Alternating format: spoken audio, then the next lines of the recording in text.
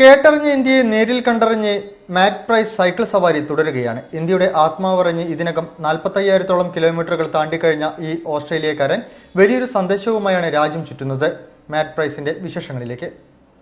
മാസങ്ങൾക്ക് മുൻപാണ് മാറ്റ് പ്രൈസ് എന്ന ഓസ്ട്രേലിയക്കാരൻ ആദ്യമായി ഇന്ത്യയിലെത്തിയത്. അതും അച്ഛൻ സമ്മാനമായി നൽകിയ സൈക്കിളുമായി. 4000 കിലോമീറ്ററായിരുന്നു 2012 ആ യാത്രയിൽ മാറ്റ് പ്രൈസ് ചവിട്ടിത്തള്ളിയ ദൂരം. അതായത് ഡൽഹി മുതൽ ഗോവ വരെയുള്ള വഴിദൂരം. അമ്പരപ്പിക്കുന്നതായിരുന്നു ഈ യാത്രയിലെ കാഴ്ചകളെന്ന് മാറ്റ് പ്രൈസ് എന്ന 33-കാരൻ പറയുന്നു. കേട്ടുശീലിച്ച ഇന്ത്യയായിരുന്നില്ല കാഴ്ചയിൽ. തെരുവും ചേരികളും ഇന്ത്യക്കാരുടെ ജീവിത സാഹചര്യങ്ങളും മാറ്റിന്റെ ചിന്തകളെ മാറ്റിമറിച്ചു. മനസ്സുലഞ്ഞ മാറ്റ് തിരിച്ചു പോകുമ്പോൾ പുതിയൊരു പ്രതിജ്ഞ എടുത്തു. ഇന്ത്യയിലേക്ക് തിരിച്ചു വരും, വീണ്ടും സൈക്കിളിൽ രാജ്യം ചുറ്റും. എന്നാൽ അതൊരു വെറും സവാരിയാവില്ല. തെരുവ് ബാല്യങ്ങൾക്ക് വേണ്ടിയായിരിക്കും ആ പര്യടനം.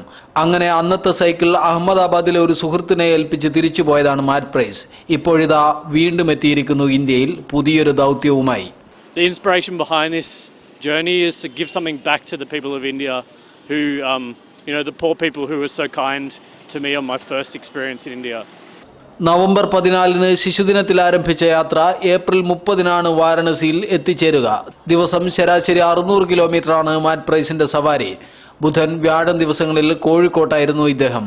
ഓസ്ട്രേലിയൻ സന്നദ്ധ സംഘടനയായ ഫോർഗെറ്റ് മീ നോട്ട് ചിൽഡ്രൻസ് ഹോമിന്റെയും ഡൽഹി ആസ്ഥാനമായി പ്രവർത്തിക്കുന്ന ലക്ഷ്യ ആകൃതി ഫൗണ്ടേഷന്റെയും സഹകരണത്തോടെയാണ് യാത്ര.